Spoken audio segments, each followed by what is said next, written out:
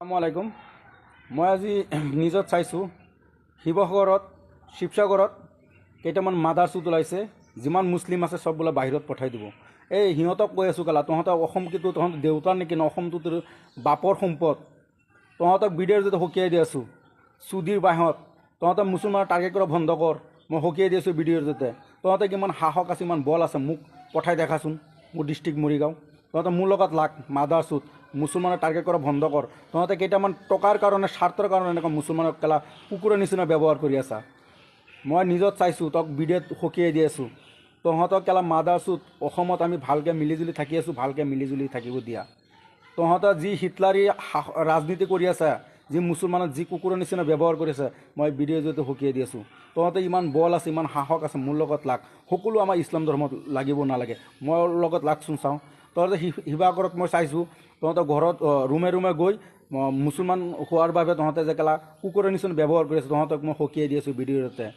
আমাৰ সহ্যৰ সীমা পাৰ হৈ গৈছে। আমাৰ তেজ গৰম নকৰিবি, তেজ গৰম কৰিলে তহঁতৰ কথা বেয়া আছে দেই মাদাৰ চুট। তহঁতৰ ভিডিঅ'ৰ যদি সকীয়াই দি আছোঁ। তহঁতে পইচাৰ কাৰণে স্বাৰ্থৰ কাৰণে আজি মুছলমান এনেকুৱা কুকুৰৰ নিচিনা ব্যৱহাৰ কৰি আছে।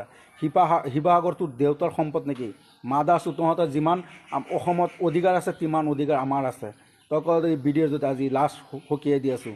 তহঁতে ইমান সাহস, ইমান বল, মৰিগাঁও আহি মোৰ লগত লাগ মাদাৰ চুট। তহঁতক মই লাষ্ট ৱাৰ্ণিং দি আছোঁ। আৰু সকলোৱে এই ভিডিঅ'টো লাইক শ্বেয়াৰ কৰক, ভিডিঅ'টো লাইক শ্বেয়াৰ কৰক। এই মাদাৰ চুটৰ ওচৰত যাব লাগে। শিৱসাগৰ বোলে সিহঁতৰ দেউতাৰ সম্পদ, শিৱসাগৰ সিহঁতৰ মাৰ দেউতাৰ সম্পদ। মাদাৰ চুট, তহঁতে মুছলমানৰ টাৰ্গেট কৰা বন্ধ কৰ। মই এই ভিডিঅ'ৰ যদি সকীয়াই দি আছোঁ। তহঁতে যি মাদাৰ চুট আমাৰ মুছলমান যি মানে আমাক কুকুৰৰ নিচিনা ব্যৱহাৰ কৰি আছে, মই ভিডিঅ'ৰ যদি সকীয়াই দি আছোঁ। তহঁতৰ যদি ইচ্ছা আছে লাগিবৰ কাৰণে মোৰ লগত লাগ। সকলো আমাৰ ইছলাম ধৰ্মৰ লাগিব নালাগে। তহঁতে ইমান সাহস, ইমান বল, মোৰ লগত লাগিবিচোন মাদাৰ চুট। তহঁতক মই ভিডিঅ'ৰ জৰিয়তে আজি লাষ্ট ৱাৰ্ণিং দি দিছোঁ যে কেইটামান পাগল আছে অসমত হিন্দুৰ মাজত কেইটামান পাগল আছে মাদাৰ চুটে হিন্দু মুছলমান কৰি আছে। আজি সেইটো কাৰণে আমাৰ অসম ধ্বংস হ'বৰ কাৰণে যাই আছে।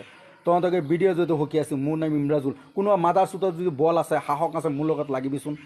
কোনোবাৰ অসমটো কোনোবাৰ দেউতাৰ সম্পদ নহয়, অসমটো কোনোবা দেউতাৰ নহয়। তহঁতৰ যিমান অধিকাৰ আমাৰ মুছলমানৰ তিমান অধিকাৰ।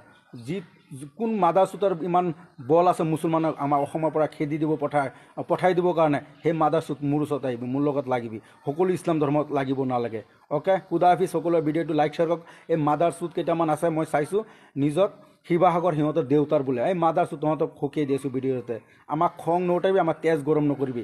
অকাত আছে যে মোৰ লগত লাগিবি মাদাৰ চুট।